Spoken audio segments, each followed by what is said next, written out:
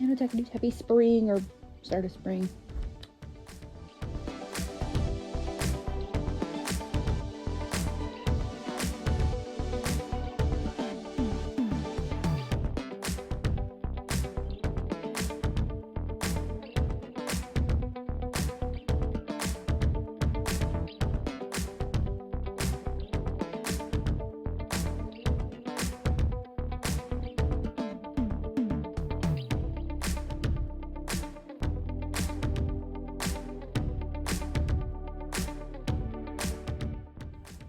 Isn't it actually the first star of spring in April? I don't know. Anyway, for the yes section, Avatar: The Last Airbender.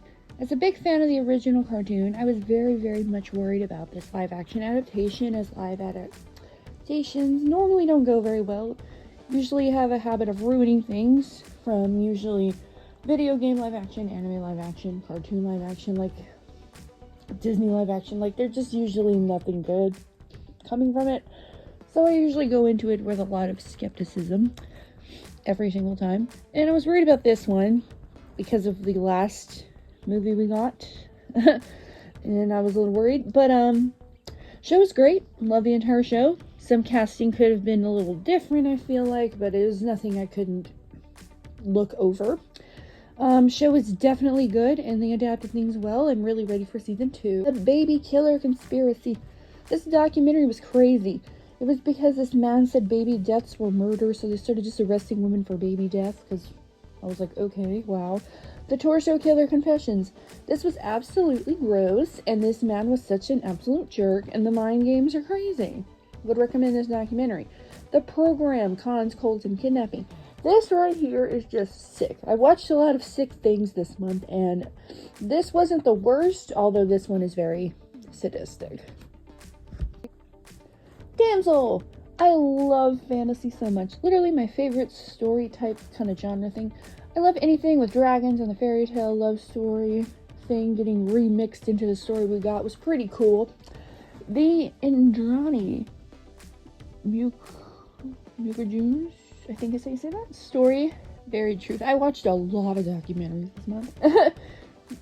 This is one of those documentaries where I'm not sure what I feel. I'm not sure what side to be on. I don't know. Ruby Gilman, Teenage Kraken. I think just like Elemental, it was just very much like an advertising issue, because this movie's not bad at all. I think it's actually pretty good.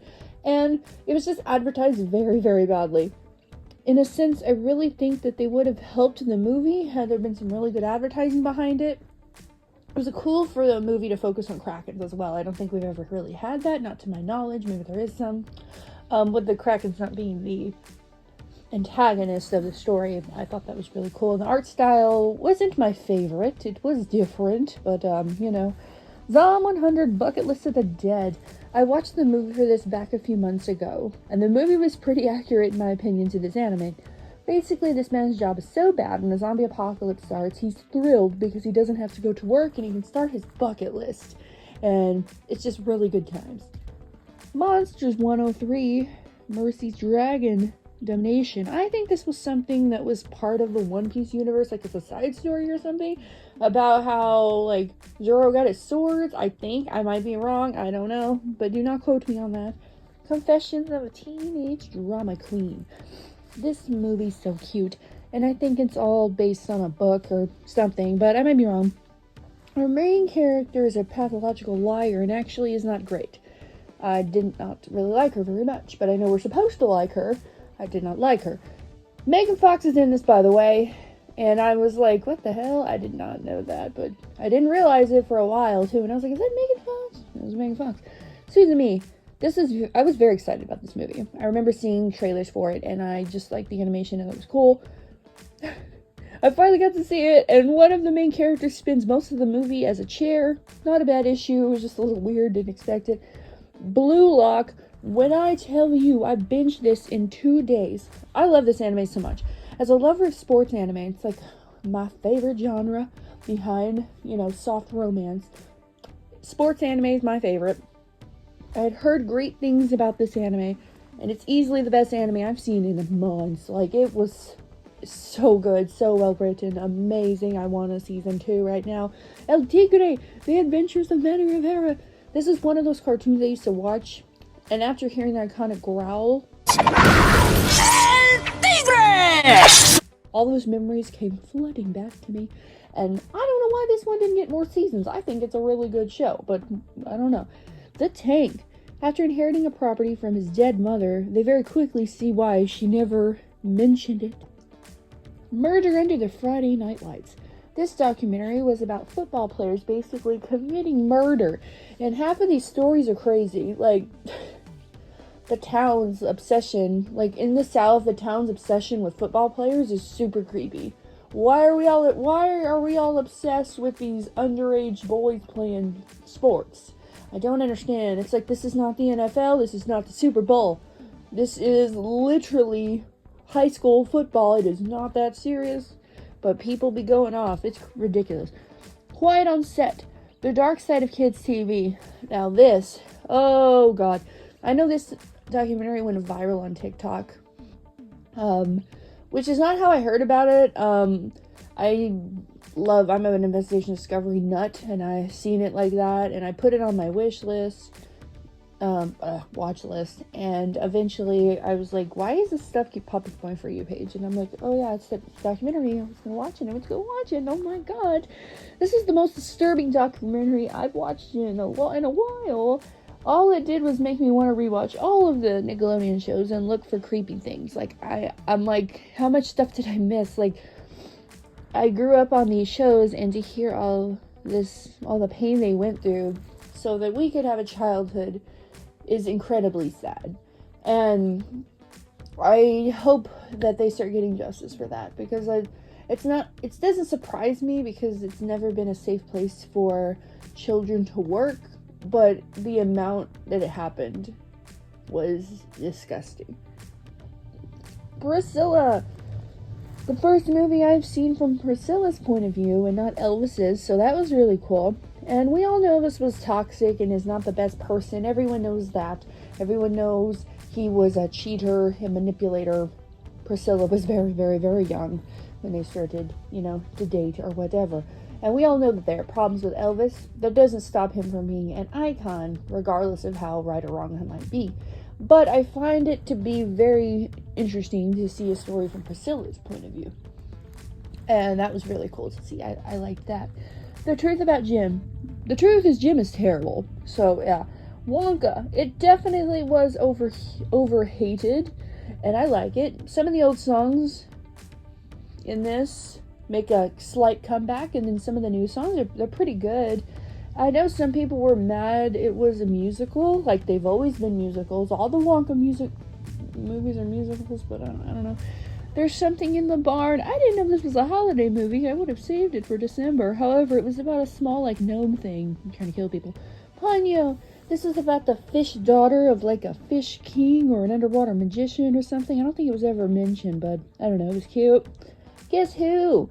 This girl goes home to meet her boyfriend's family, and they are crazy and they wear masks, and they're just big jerks, and I don't really understand what half of it was, to be honest with you.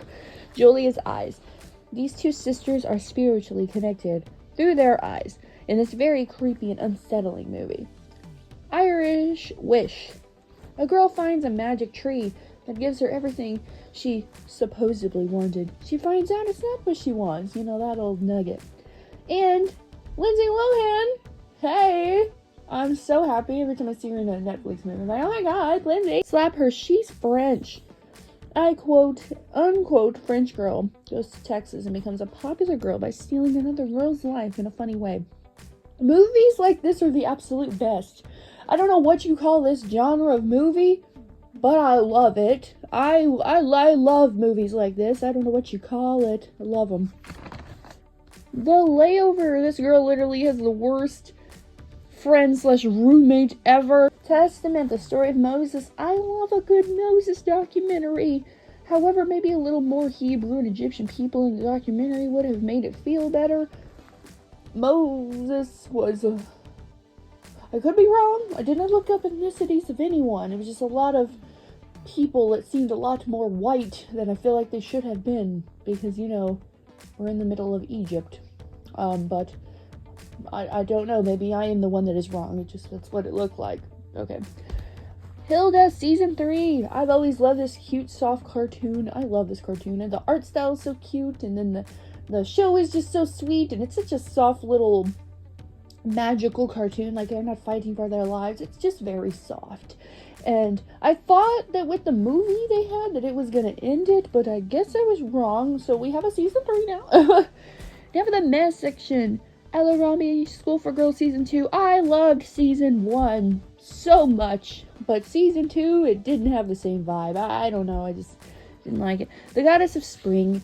This was the story of Hades and Persephone, just told like really, really badly, in my opinion. Like, I didn't even know that's what it was until I put 2 and 2 together on my own, that that's what they were trying to do.